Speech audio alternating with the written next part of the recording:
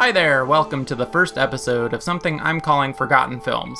I'm usually the guy my friends come to when they're looking for a film to watch. And I'll try to recommend something that's a little bit out of the norm. So I guess that's what I'm trying to do here on the internet for you folks. This may become a series, or this may be a one-time thing. Right now, I'm staring at this. So I'm not 100% sure where this is going yet. I'm a huge fan of the 1980s teen comedies. I grew up in the 80s, watching all the films of this genre that I could get my hands on. 11-year-old me was thinking and hoping and dreaming that these films were going to be my high school experiences when I finally got there in 1991. I watched the classic John Hughes films on loop, 16 Candles and Ferris Bueller being personal favorites. Better Off Dead, Just One of the Guys, The Karate Kid, and Summer School are just a few of those that I watched obsessively.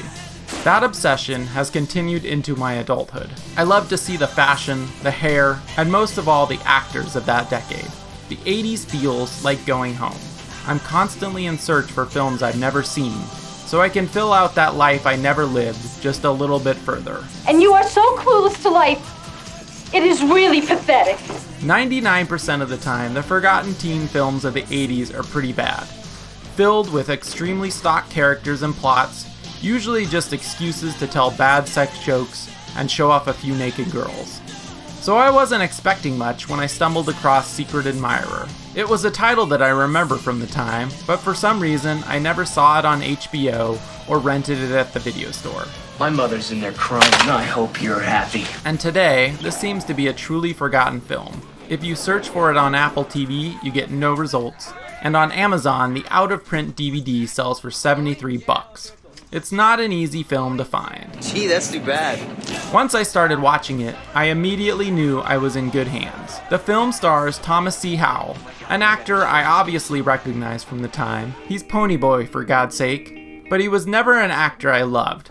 He's serviceable here, a fine cipher for our way into this story. As Michael, he's cute, he's got confidence and goofy charisma, and always seems to be on the move. I mean, why didn't I just walk up to her and say, "Hey, Debbie, I'm an asshole"? Well, I think she knows. The film is chock full of amazing 80s faces. Lori Loughlin is his best friend Tony, who dares commit the crime of being a brunette in a teen rom-com. Tony, we've been friends too long. Besides, I do have standards, so that'll never happen. The gorgeous and blonde Kelly Preston plays his love interest. I don't want anyone to know about this. Dee Wallace, the standard for 80s moms, plays his mom. Gonna fix you some eggs and toast. Corey Haim, in a very early and very small role, plays his brother. Need some money to buy a decent lunch. Okay, Mom, but decent lunch could be pretty expensive. Casey Seismico, who stars in a possible future episode of this show, 3 O'Clock High, plays his manic best friend. That's me. Then the great Fred Ward shows up about 30 minutes into the movie, Good evening, Mr. Fimple. You. playing you'll never guess what. I'm a cop! Overall, I was pretty blown away by the quality of the cast. But that's not the only thing that elevates this film. The direction is pretty spot on. The film moves.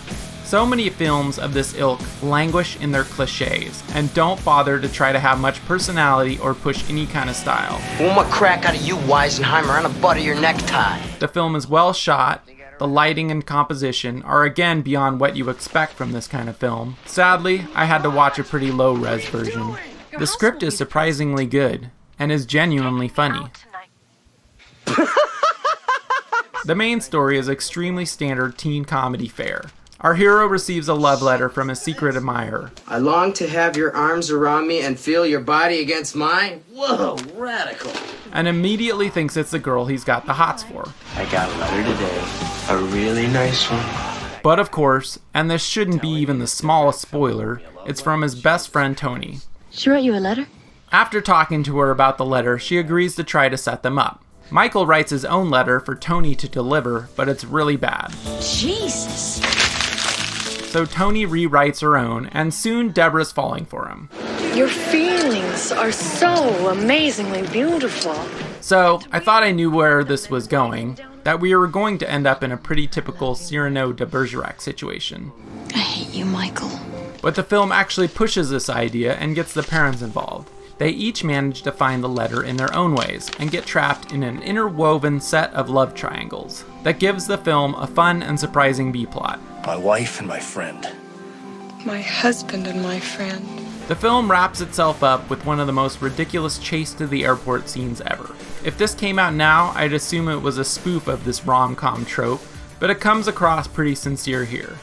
But by this point, we actually still care about these characters and are rooting for them to get together. I love you! Writer-director David Greenwalt has only made one other feature, 1989's Cheech Marin film Rude Awakenings, something I may need to revisit. But don't feel too bad for him. He's gone on to work on some of the most iconic TV shows of the last few decades, including The Wonder Years, The X-Files, Buffy the Vampire Slayer, and is the creator of Angel and Grimm. So I'm sure he's doing okay. That wraps it up for the first and hopefully not last episode of Forgotten Films. Having a good time? Yeah, it's great.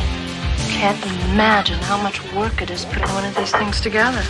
If you enjoyed this video, please subscribe. We make a lot of different kinds of stuff on this channel, including our own films. So thanks for watching. That is what I call having your cake and eating it too.